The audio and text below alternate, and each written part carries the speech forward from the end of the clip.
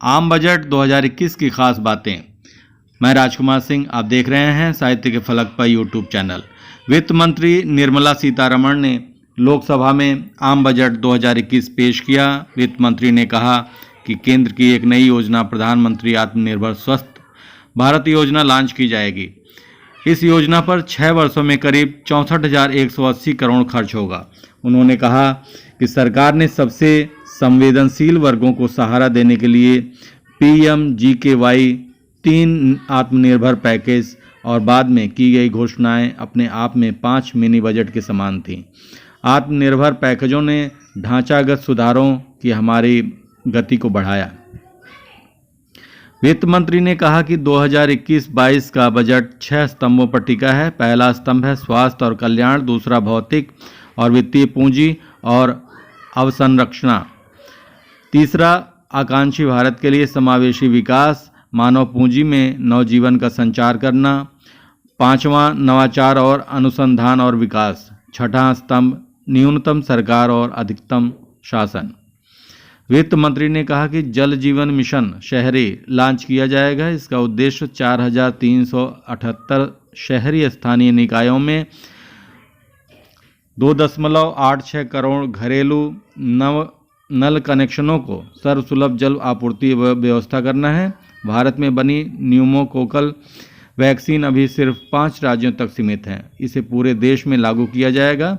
इससे वर्ष में 50,000 से ज़्यादा बच्चों की मौत को रोका जा सकेगा। शहरी स्वच्छ मिशन 2.0 की शुरुआत होगी। शहरी स्वच्छ भारत मिशन 2.0 को 2021 से 2026 से 5 वर्ष की अवधि में वित्तीय आवंटन से कार्यान्वित किया जाएगा।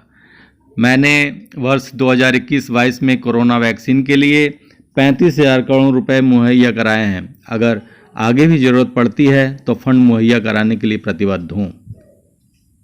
वित्त मंत्री ने कहा कि 3.3 लाख करोड़ रुपए की लागत से 13,000 किलोमीटर से अधिक की सड़क पहले ही 5.35 लाख करोड़ रुपए की भारतमाला परियोजना के तहत दी जा चुकी है, जिसमें 3,800 किलोमीटर का निर्माण किया गया है। मार्च 2022 तक 8,500 किलोमीटर और नेशनल हाईवे कॉरिडोर का अतिरिक्त 11,000 किलोमीटर को पूरा करेंगे। रेलवे के लिए रेल योजना 2030 तैयार है। रेलवे के लिए रिकॉर्ड 1,10,055 करोड़ का प्रावधान है। सड़क परिवहन मंत्रालय के लिए 1,18,101 करोड़ का अतिरिक्त प्रावधान है। MSP बढ़ाकर उत्पादन लागत का 1.5 गुना किया गया है। सरकार किसानों की भलाई के लिए प्रतिबद्ध है। उज्ज्वला स्कीम में 1 करोड़ और लाभार्थी शामिल होंगे। बीमा कंपनियों में FDI को 49% से बढ़ाकर 74% करने का प्रावधान किया गया है। गेहूं के लिए किसानों को 75,060 और दालों के लिए 10,503 करोड़ का भुगतान। धान की भुगतान राशि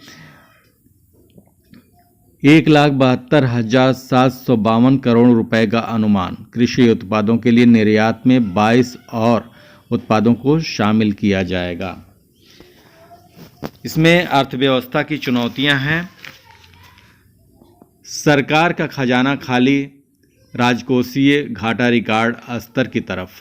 लगातार कोशिशों के बावजूद विनिवेश के मोर्चे पर नाकामी। मैन्युफैक्चरिंग सेक्टर अब भी संकट में। बैंकों की बजट के वित्तीय सेक्टर में अनिश्चितता का माहौल। राजनीतिक विरोध की वजह से सुधारों पर मंडरा रहा खतरा। और इसके लिए क्या उपाय हो सकते हैं? सुधारों पर साहसिक कदम उठाने से नहीं हिचकेगी सरकार।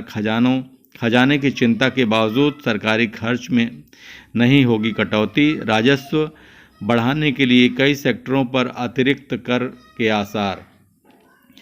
स्वास्थ्य क्षेत्र को लेकर दिख सकती है नई सोच। कुछ सेक्टरों में नियमन के पेंच ढीले किए जाने के संकेत।